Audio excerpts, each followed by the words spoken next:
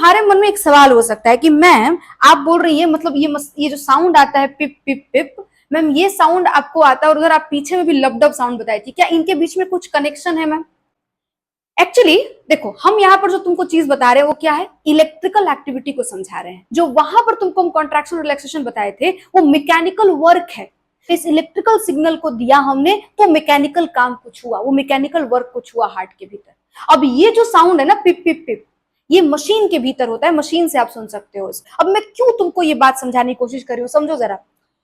Heart के भीतर electrical activity probably मान लो हो गया का, लेकिन हार्ट के भीतर मैकेनिकल एक्शंस नहीं हुआ। क्यों?